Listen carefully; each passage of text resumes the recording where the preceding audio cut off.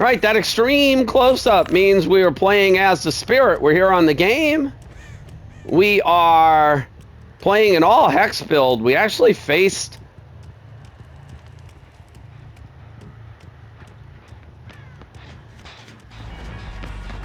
a build like this.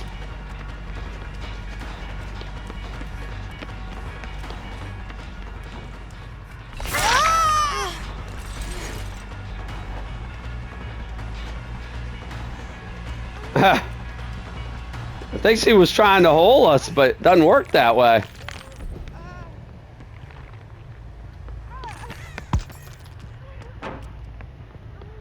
God, we're such a terrible spirit sometimes, Nia.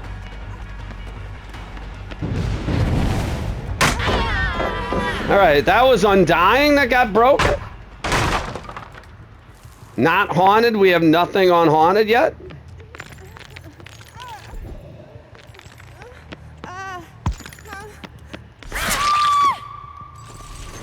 Alright.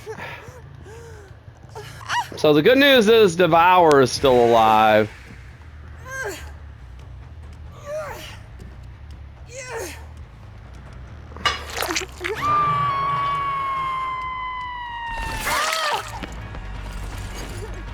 Oh, Nia, don't farm her. I mean, I can't get stacks if you farm, Nia. At least let me get away from the hook.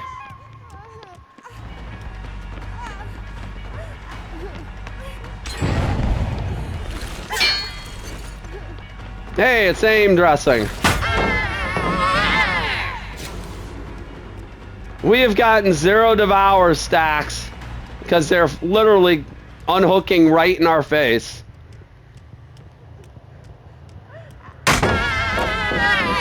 Very disappointing, Nia.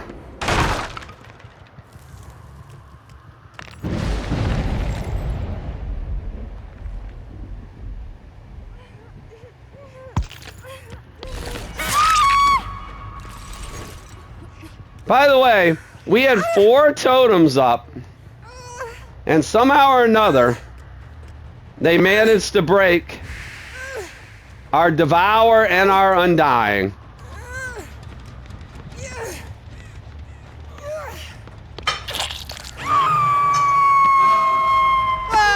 No. No, Quentin. You guys are no fun.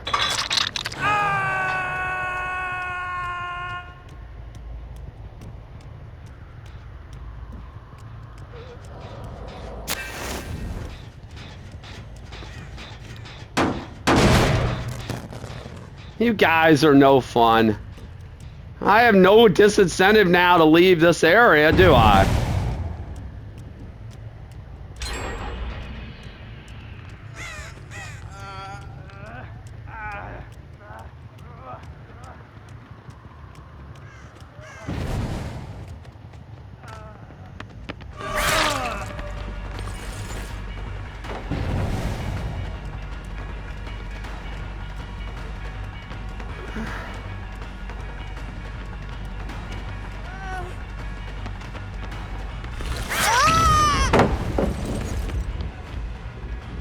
There went the Pentimento totem.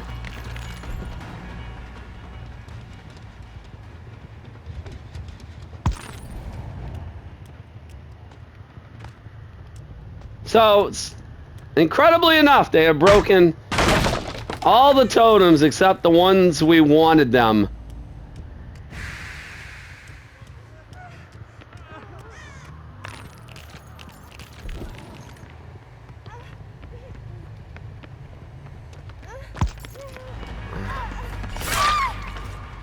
All right.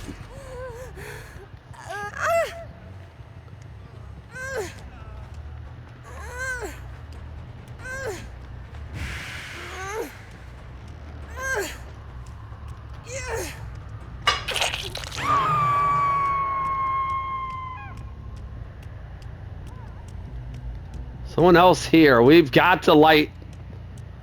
I mean, can they maybe get confused with our totems?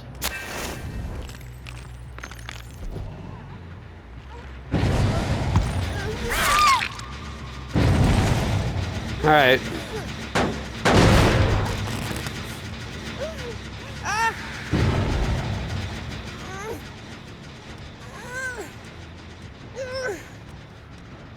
I think this Nia might actually be dead. Yeah, that Nia's actually dead.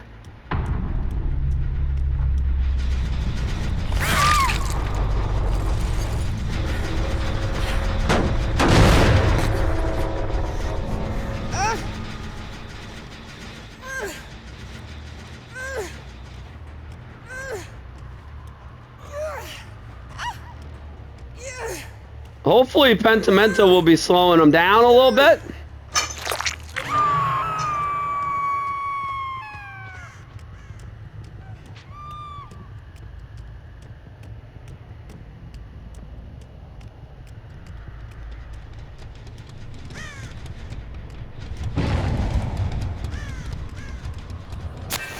All right, we know they have 30% slower healing now. They still have 2 haunted ground totems up there, or...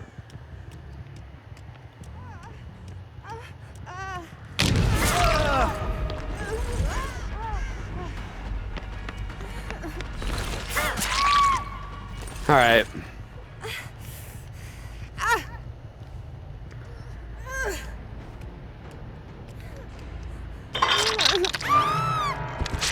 All right, 1 gen left, 2 people dead.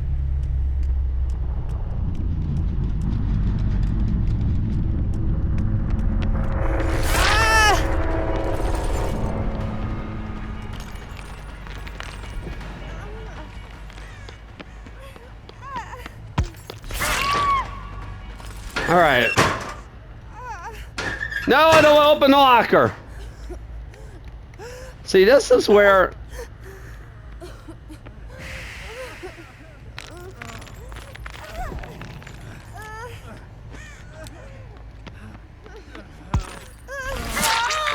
All right, now I don't have to worry about it.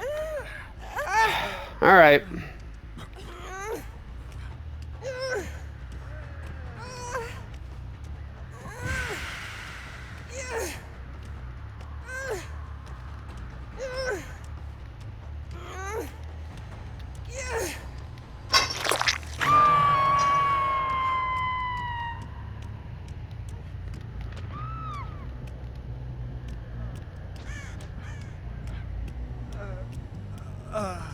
All right, Quentin. That's gonna do it.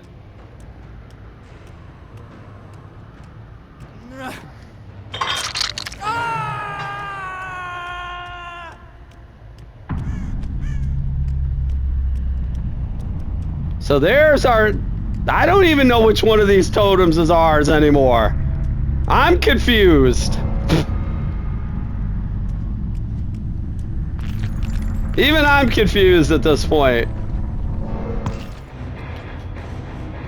Whatever the case may be, we will get the 4K on the game with our all-Hex build. So, when we played Survivor against this build, we had a situation where Haunted got broken first, Undying changed it, or it basically turned it into Undying, which made Haunted spawn again, and we ended up breaking Haunted a second time, and then we got hit by Devour later in the match that we didn't even know existed, and meanwhile we had to cleanse multiple Pentimento totems along the way, and somehow or another we still escaped that match. That would have been the perfect ideal way for this match to go about, except the first totem they broke was Devour, so Undying took its place, and then the second totem they broke was also Devour. So somehow or another they managed to break our Devour totem twice, and our 2 haunted ground totems never got broken throughout the entirety of the match, but we were able, with them breaking Devour twice, we were able to go ahead and relight those totems as Pentimento totems, And even though they did get a lot of gens done, because we had no slowdown other than the 30% from Pentimento, and that's nothing to sneeze at. That's very, very substantial. We were able to get some really good downs. The down on the Nia that I believe was on Death Hook that was working on the gen, she just wasn't paying attention or just ignored us or whatever it was, but we were able to just swoop in and tag her for a down and then kick the gen. And again, with Pentimento, any regression, that 30% is going to make up a big deal. So even though we didn't have a gen regression perk per se, Pentimento turned out, I think, to be really big for us. And of course, we went and got a hit on one of the Nias who was there, breaking the Pentimento totem as Quentin was guarding her. And that went badly for all of them involved. It was an interesting match. Like I said, we're not someone who plays Spirit a lot. We're not terribly good with her. We tend to sometimes over phase past somebody. Can't follow people as well as we'd like to by sound, and just sometimes don't play her to her full capability. But there are moments, like with Quentin there at the end, where we couldn't pick the Nia up because of the way the bindings are on console. If we face forward, we were just going to keep opening that locker. If we turned to the side, Quentin was going to come down and flashlight blind us. Instead, we knew Quentin was going to be in the area because this was clearly a four-person swift. We knew Quentin was going to be in the area, so we just waited, got our power back, and we actually did play that right and followed him down to down him before he could get Nia picked back up again. And then we didn't have to worry about looking to the side to go ahead and hook her. But overall, pretty solid match for us on a unfriendly map in the game, a 4K as a Spirit with this all-Hex build. Even if it didn't work exactly the way we wanted it to, it still worked.